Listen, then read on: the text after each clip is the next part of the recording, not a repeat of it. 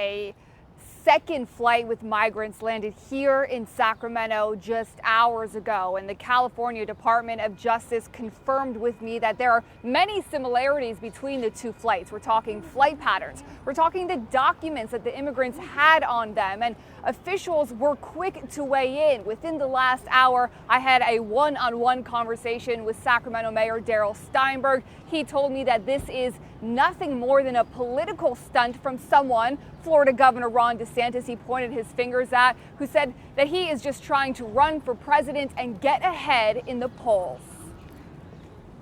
Make your point and in the right place, in the halls of power. Don't use innocent people as your pawn, and that's exactly what they are doing. And if it is DeSantis, you know, it's a sign of weakness. The guy's running against Trump. He's way behind. It's just people like this are quickly forgotten in the annals of history. They're remembered for a moment for trying to do something to uplift themselves at the expense of others.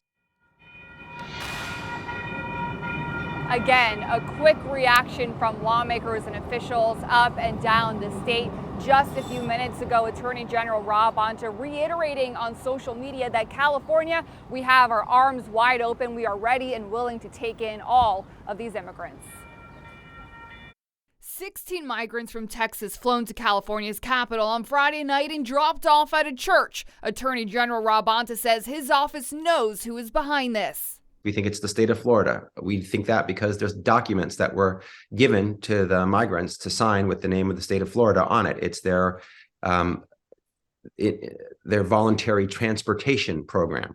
It's the same program that was used in Martha's Vineyard. Governor Gavin Newsom Monday morning took to Twitter, calling Florida Governor Ron DeSantis a small, pathetic man, even threatened potential kidnapping charges.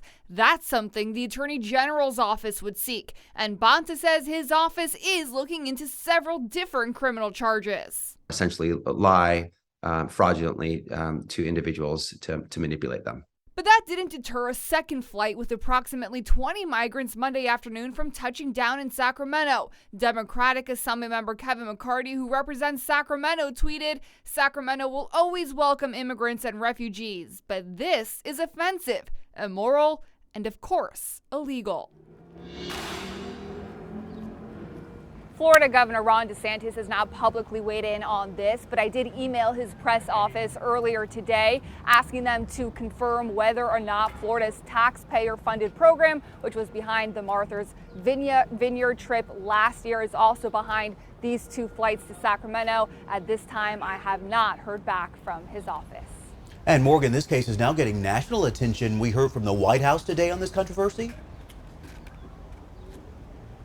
Yes, we didn't hear from President Biden himself, but we did hear from the White House press secretary. She says that this is unacceptable. She says it's dangerous. She says that these states are playing with people's lives, and she did reiterate that she is in contact with California.